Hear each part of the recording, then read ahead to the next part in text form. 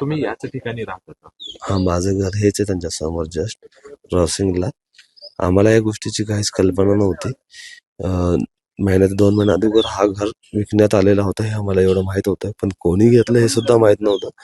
आणि आता भाडेकरू आले किंवा कोणी पाहुणे आले किंवा मालक आले या गोष्टीची काही कल्पना नव्हती.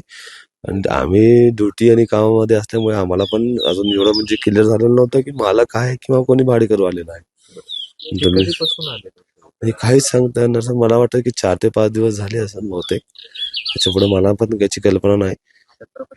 आणि रात्री पोलीस आले होते तेव्हा तुम्ही बघितलं? नाही, मी सर रात्री मी पण लेट नाईट आलेलो. मी 11 वाजता 11:30 वाजता घरी आलेलो. त्यावेळेस कोणीच नव्हतं. त्यावेळेस तर काय त्यांच्या वागणुकीतून काही संशयास्पद काही असं काहीच वाटलं नाही सर. एक नॉर्मल असं वाटतं की कोणतरी एक नवीन फॅमिली आहे बहुतेक.